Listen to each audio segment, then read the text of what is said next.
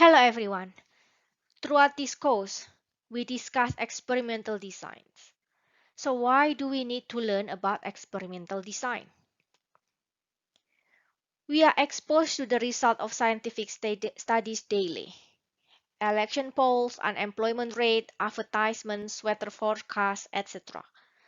These results can be misleading, either due to badly designed experiments or misrepresentation. With basic skills in statistics and experimental design, we will be equipped to spot these problems.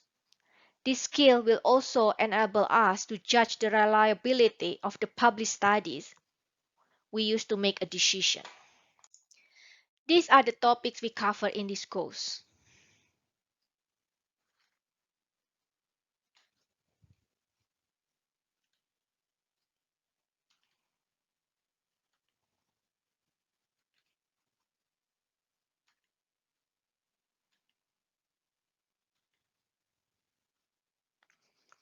In this course, we also learn to use Excel and RR Studio to do the calculation.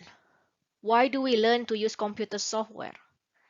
Learning computer software will make our life easier as we hardly need to do the calculations by hand anymore. Learning computer software also helps us think systematically and logically as we have to follow certain steps to make it work as we want. However, the computer does not think for us. It only does what we tell it to do.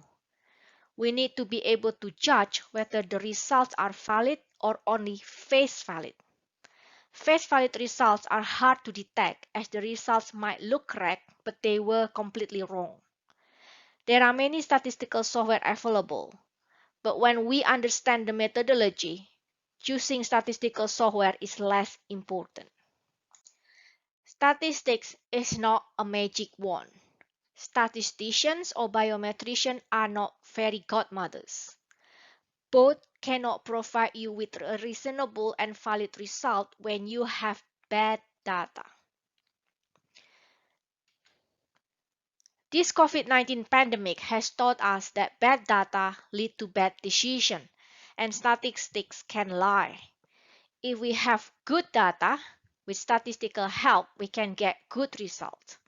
If we have bad data, we will get bad results no matter how sophisticated the statistical model used.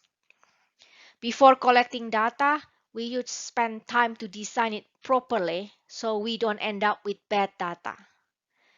Remember the concept of garbage in, garbage out. The last component of statistics is data presentation.